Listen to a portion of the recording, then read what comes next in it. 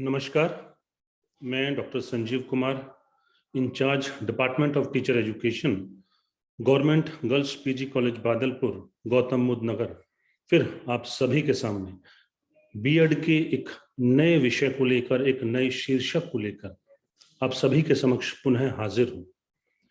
इससे पहले जिस शीर्षक पे मैंने आप सभी से अपने विचार साझा किए थे, वो शीर्षक था एटिमोलॉजिकल मीनिंग ऑफ एजुकेशन, जहां हमने शिक्षा की व्युत्पत्ति के संदर्भ में जो जो अवधारणाएं हैं, जो जो आधार हैं चिंतन के, उन सभी से आप सभी को परिचित कराया। आज एक नए शीर्षक पे, जो कि है तो बड़ा छोटा सा, जिसको हम लोग नैरो मीनिंग ऑफ एजुकेशन के नाम से पढ़ते और पढ़ाते हैं, मैं उस पे आप सभी से अपने विचार रखूंगा। वैसे तो शिक्षा का अर्थ कतई संकुचित हो नहीं सकता, पर फिर भी संकुचित अवधारणा में शिक्षा से अभिप्राय विद्यालय शिक्षा से है, स्कूल एजुकेशन से है, या जिसको हम लोग किताबी शिक्षा या बुकिश एजुकेशन के नाम से जानते हैं। ये वो शिक्षा है जिसको हम लोग प्रशासन के आधार पे, on the basis of administration, formal education के नाम से डिफाइन करते हैं, जिसको हम कहते हैं it's a teaching learning process, जो प्रॉपरली प्लान्ड एजुकेशन सिस्टम है, प्रॉपरली जिसका पैटर्न स्ट्रक्चर्ड है, सिस्टमैटिक है, और कंपैरेटिवली डिसिप्लिन की वजह से थोड़ा रिजिड महसूस होता है। प्लान क्यों है? स्टेट गवर्नमेंट द्वारा समाज की शिक्षा व्यवस्था को बनाए रखने के लिए जो जिसे हम लोग कहते हैं ना, conscious efforts by the government और the society for the modification of the behaviour of citizens, अपने नागरिकों के व्यवहार में परिवर्तन लाने के लिए, परिमार्जित करने के लिए सरकारों द्वारा जो चेतनापूर्ण प्रयास किए जाते हैं, वो सभी प्रयास शिक्षा के संकुचित अर्थ में शिक्षा को परिभाषित करते हैं। ये नियोजित क्यों है? ये नियोजित इसलिए है क्योंकि ये स्टेट स्पॉन्सर्ड है।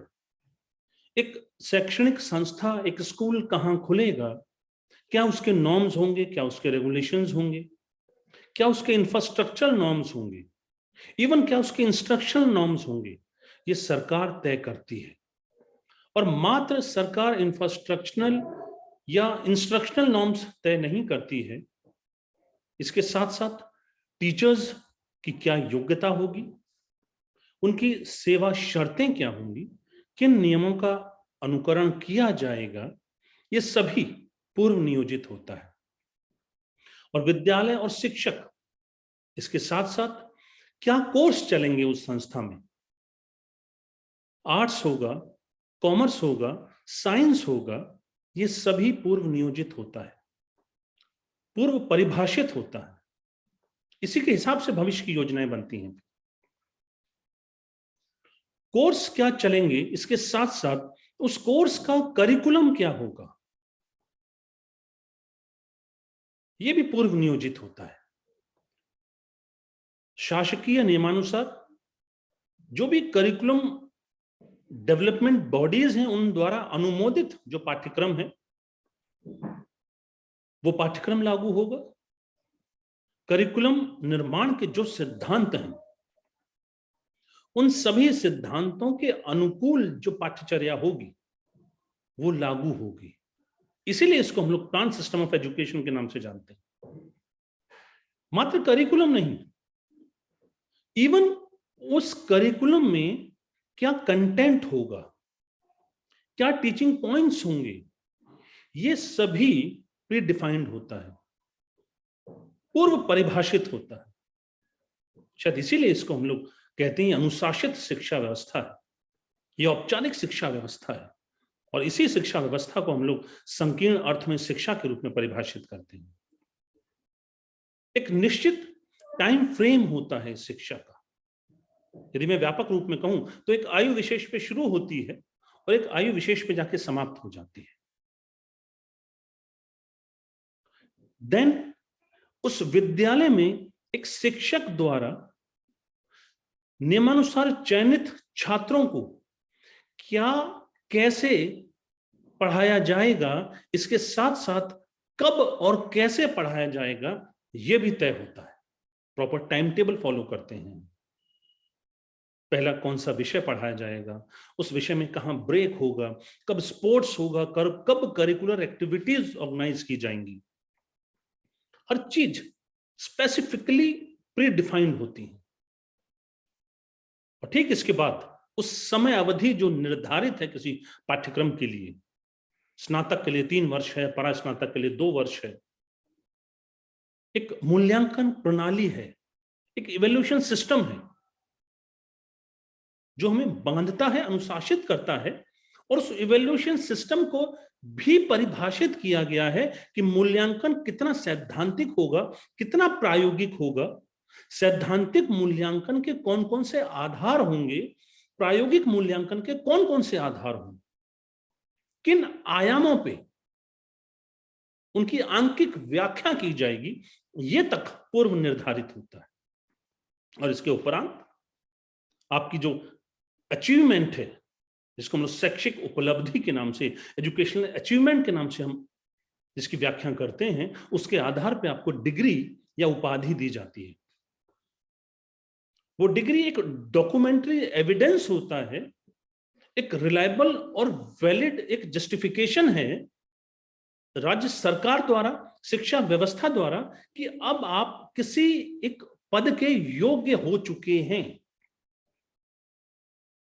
जिसको हम सामान्यतः औपचारिक शिक्षा कहते हैं। औपचारिक शिक्षा की सबसे बड़ी विशेषता यह है कि यही अनुशासित और मर्यादित शिक्षा व्यवस्था इस समाज को विशेषज्ञ प्रदान करती है। डॉक्टर्स हैं, इंजीनियर्स हैं, प्रोफेसर्स हैं, लॉयर्स हैं, ये सभी शिक्षा के इस संकीर्ण अर्थ की उपज हैं। इवन मेथडोलॉजी तक पूर्व परिभाषित है। आप भूगोल पढ़ाएंगे तो ऑब्जर्वेशन मेथड को आपको यूज करना होगा। वैज्ञानिक रूप से प्रमाणित है कि ऑब्जर्वेशन मेथड भूगोल के अध्ययन और अध्यापन के लिए ज्यादा प्रमाणिक विधा है। आप इतिहास पढ़ाएंगे तो प्रभावशाली व्याख्यान विधि मानी जाती है।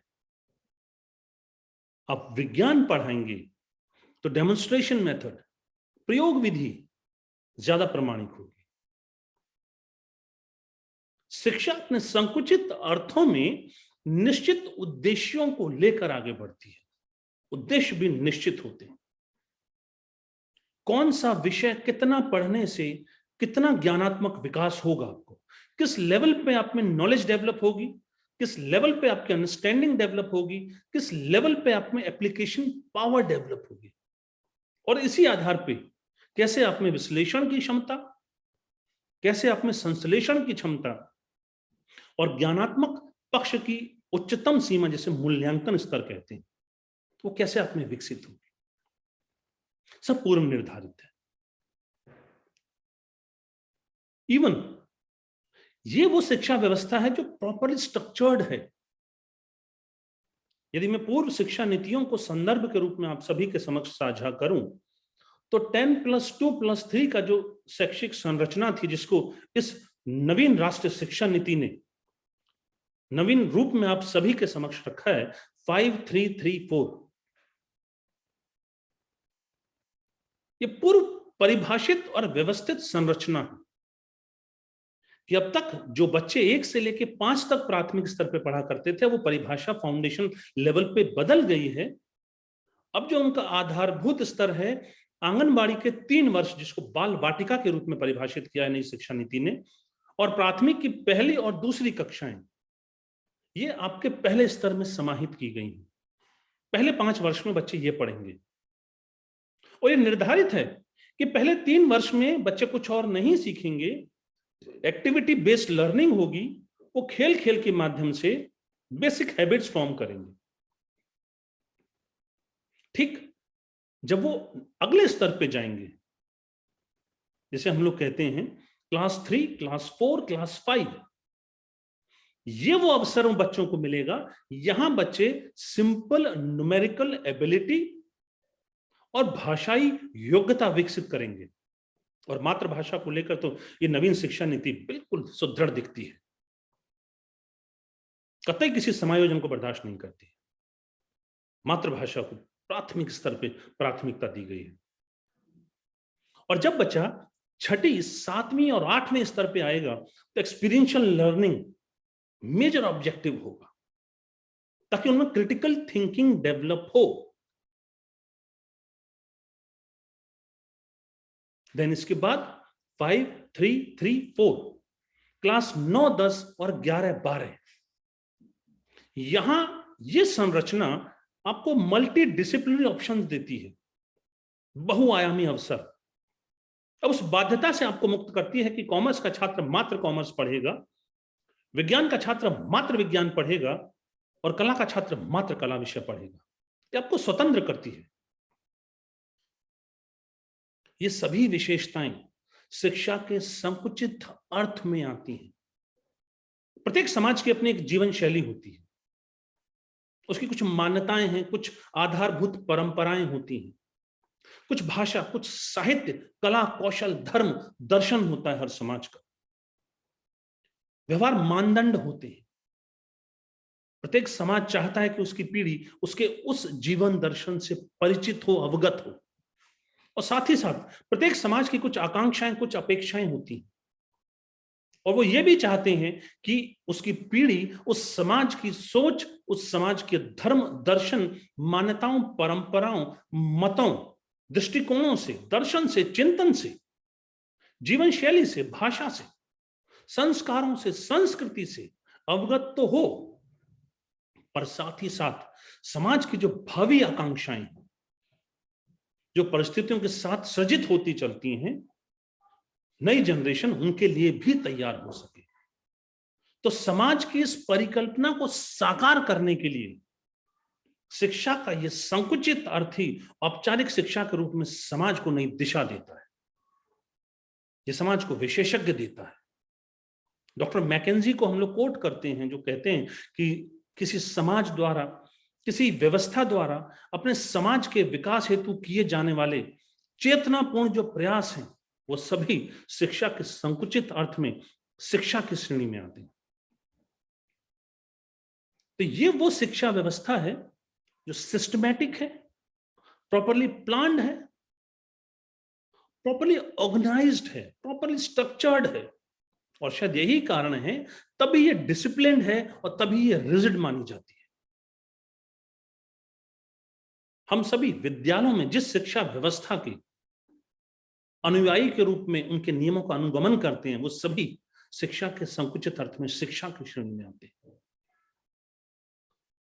तो आशा है मेरे इस छोटे से इस प्रयास से आप शिक्षा के संकुचित अर्थ में शिक्षा के मूल अर्थ को समझ सकेंगे, उसके उस मौलिक भाव से अवगत हो पाएंगे